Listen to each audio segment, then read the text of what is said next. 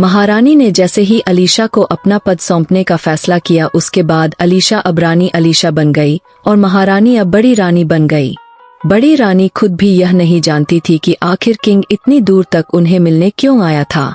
बड़ी रानी अच्छी तरह से जानती थी कि किंग को जरूर उनसे कोई ऐसा काम था जो किंग के बिजनेस के लिए बेहद जरूरी था। बिना मतलब के किंग अलीशा को इतनी रिस्पेक्ट नहीं दे सकता था। यह बात तो खुद बड़ी रानी भी जानती थी, क्योंकि किंग को यह पता था कि अलीशा को किंग पर क्रश था, मगर किंग को अलीशा बिल्कुल पसंद नहीं थी। मगर आज अचानक ही किंग के बदले हुए तेवर देखकर बड़ी रानी समझ गई थी कि जरूर किंग अपना कोई बहुत ही खास काम निकलवाना चाहता है। प्रेसिडेंशियल स्वीट के बाहरी शक्तिशाली गेंडा और ब्लैक कैट यानी कि अनिका पहरा देने लगे। बड़ी रानी और अलीशा अंदर के कमरे में चले गए। उनके अंदर जाने के बाद अनिका बड़े ही ध्यान से अपने सामने खड़े शक्तिशाली गैंडे को ऑब्जर्व कर रही थी। हालांकि शक्तिशाली गैंडे को ब्लैक कैट यानी कि अनिका पर किसी भी तरह का शक नहीं हुआ था। शक्तिशाली गैंडे को लगा था कि ब्लैक कैट ने जानबूझकर अपनी जान खतरे में डालकर बड़ी रानी और अलीशा की जान सिर्फ इसीलिए बचाई थी ताकि वह उन लोगों के करीब पहुंच सके। एक सिक्योरिटी एजेंसी के लिए रानी का क्लोज सिक्योरिटी गार्ड बनना कितना अहम हो सकता था, यह बात भी शक्तिशाली गेंडा अच्छी तरह से जानता था। इसीलिए इसे महज एक बिजनेस स्ट्रेटजी के अलावा शक्तिशाली गैंडे ने और किसी नजरिए से नहीं देखा था। मगर शक्तिशाली गैंडे के सामने खड़ी अनिका यह जानने की कोशिश कर रही थी कि आखिर शक्तिशाली गेंडा कौन से सीक्रेट मिशन पर था। कुछ देर बाद बड़ी रानी और अलीशा प्रेसिडेंशियल स्वीट के बाहर आए। अलीशा ने अपना ड्रेस चेंज कर लिया था। अब अलीशा ऑफिशियली रानी बन चुकी थी, इसीलिए अब उसे अपने पहनावे पर पहले से भी ज्यादा ध्यान देना था। अलीशा ने इस वक्त अपनी सबसे कीमती ड्रेस पहनी थी। लोगों की नजरों में भले ही अलीशा ने यह सब कुछ सिर्फ इसीलिए किया था क्योंकि अब वह रानी बन चुकी थी, मगर कहीं ना कहीं बड़ी रानी यह बात अच्छी तरह से जानती थी कि अलीशा किंग के सामने अपने आप को सबसे ज्यादा अच्छी तरह से प्रेजेंट करना चाहती थी। अलीशा के दिल में आज भी उम्मीद थी कि कहीं ना कहीं जिंदगी के किसी मोड़ पर किंग जरूर उसे पसंद करेगा।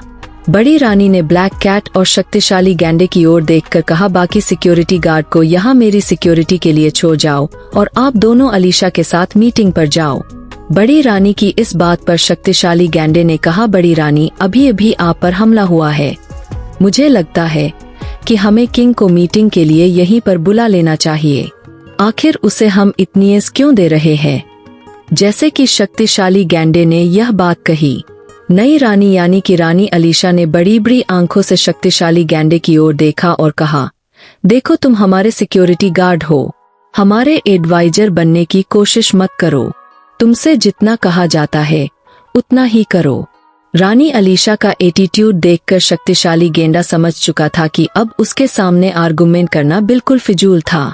इसीलिए ऑर्डर मानते हुए शक्तिशाली गैंडे ने नई रानी को स्कॉट करना शुरू किया। रानी अलीशा ने अपने दोनों हाथों में एक बड़ा सा गाउन पकड़ रखा था। नई रानी के पीछे एक हेल्पर भी उनका ड्रेस संभालते हुए चल रही थी। ब्लैक कैट यानी कि अनिका भी ठीक अलीशा के पीछे पहरा देते हुए चल रही थी। अनिका दरअसल मीटिंग पर जाकर यह पता लगाना चाहती थी कि आखिर किंग यानी कि रोहित फ्रांस की रानी के साथ मीटिंग क्यों करने आया था, क्या मकसद था उसका। अनिका यह भी जानना चाहती थी कि सामने अलीशा को अपना पद सौंपा था।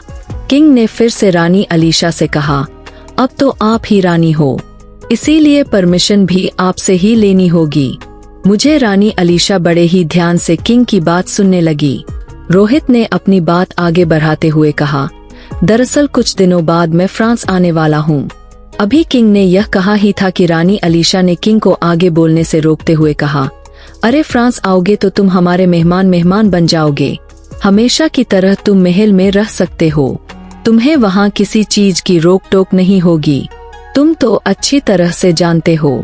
रानी अलीशा काफी धीमी आवाज में रोहित के साथ यह सारी बातें कर रही थी, मगर रानी अलीशा के पास खड़ी ब्लैक कैट यानी कि अनिका सब कुछ बड़ी आसानी से सुन सकती थी।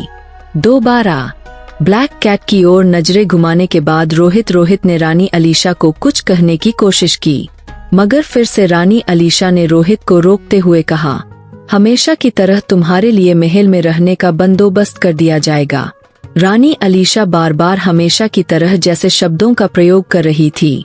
इससे यह पता चलता था कि रोहित पहले भी कई बार इस तरह महल में जाकर रह चुका है।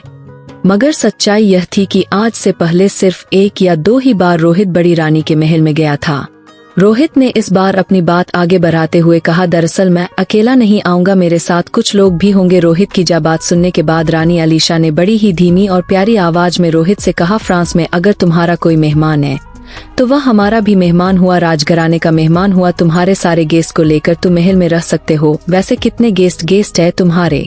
रानी अलीशा ने सोचा था कि रोहित शायद अपने 2 या 3 गेस्ट के साथ महल में रहने की परमिशन चाहता था। तभी रोहित ने रानी अलीशा से कहा, देखिए, यह जानना चाहता हूँ कि क्या इतने सारे लोगों को रखने की पूरी तैयारी हो जाएगी? रोहित की इस बात पर रानी अलीशा हैरानी से अनिका की ओर देखने लगी। अनिका यानी कि ब्लैक कैट समझ गई थी कि रानी अलीशा चाहती थी कि वह अपने कदम कुछ पीछे बढ़ाए, जिससे वह रोहित और रानी अलीशा के बीच हो रही पर्सनल बातें न सुन सके।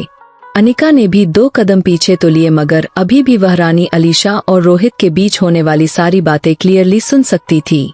रानी अलीशा ने धीमी आवाज में किन से कहा, यह तुम क्या कर रहे हो? सबके सामने तुम जानते हो कि राजमहल कितना बड़ा है और वहाँ पर कभी किसी भी चीज की कमी नहीं हो सकती, ना जगह की ना मेहमान नवाजी की। इस तरह से तुम राजघराने की तौहीन कैसे कर सकते हो? रोहित ने इस बात का जवाब देते हुए कहा, नहीं, आपने तो मेरी बात का गलत मतलब ले लिया है। तो सिर्फ इसीलिए पूछ रहा था क्योंकि मेरे साथ जो गेस्ट आने वाले हैं उनकी संख्या कुछ ज्यादा है। इस बात पर रानी अलीशा के चेहरे पर मुस्कुराहट आ गई। रानी अलीशा ने अपनी पीठ सीधी करते हुए रोहित से पूछा, कितने लोग आएंगे? 1015। आखिर कितने मेहमान आने वाले हैं? इसके बाद रोहित ने जो कहा उसको सुनकर रानी अलीशा के होश उड़ गए। रोहित ने कहा, वैसे मेरे साथ 100 लोग होंगे। रानी अलीशा समझ नहीं पा रही थी कि रोहित 100 लोगों को लेकर राजमहल में क्यों आना चाहता था। आखिर 100 लोगों के साथ किंग कौन से मिशन पर निकलने वाला था? अपनी हैरानी साफ दिखाते हुए रानी अलीशा ने रोहित से कहा, 100 लोग तुम करना क्या चाहते हो? कहीं महल पर हमला तो नहीं करना चाहते? 100 लोगों की फौज होती है। 100 लोगों के जमावड़े को गेस्ट नहीं कहा जाता। वैसे तुम्हें काम क्या है? रोहित ने कहा कि बस यूं ही बिजनेस के सिलसिले में है। रोहित जब रानी अलीशा के साथ बातें कर रहा था तब भी उसकी नजरें बराबर ब्लैक कैट पर जमी हुई थी। अब तो अनिका भी यह जानना चाहती थी कि आखिर रोहित कौन से मिशन पर निकला था। 100 लोगों के साथ वो फ्रांस की रानी के राजमहल में क्यों घुसना चाहता था? रानी अलीशा ने रोहित से पूछा, मुझे बताओ कि काम क्या है, उसके बाद ही मैं तुम्हें 100 लोगों के साथ राजमहल में रहने की परमिशन दे सकती हूँ। बताओ तुम्हारा मिशन क्या है?